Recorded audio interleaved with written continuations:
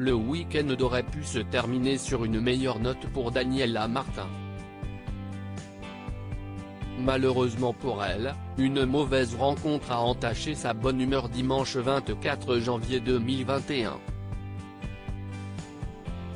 Via sa story Instagram, la jolie brune révélée dans Secret Story en 2009 a expliqué avoir été victime d'une tentative de vol de portable dans le métro par deux gars. « Je tremble encore de colère.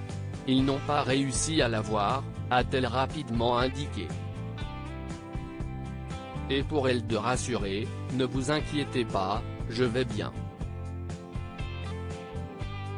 J'ai juste pris un coup au niveau de la tête au moment de l'arrachage mais rien de grave », a-t-elle écrit.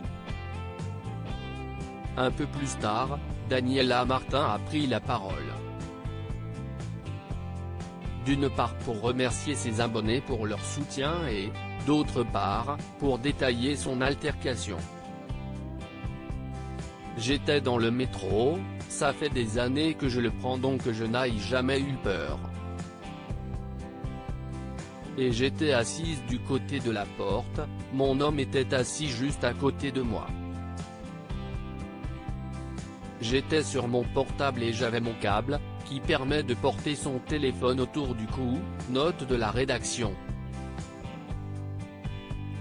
Et je vois deux jeunes arriver qui n'avaient pas 18 ans, ça si est sûr et certain.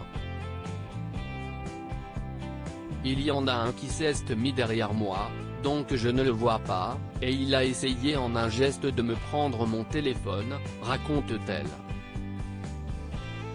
Il met sa main entre mon homme et moi et il m'arrache le téléphone.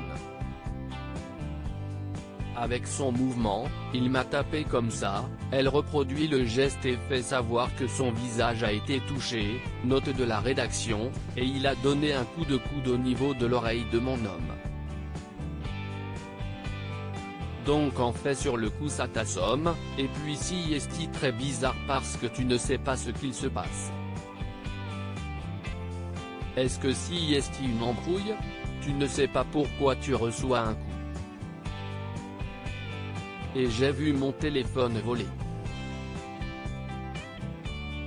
Vu que j'avais ma corde autour du cou, il a forcé mon cou est parti en arrière mais il n'a pas réussi à le prendre.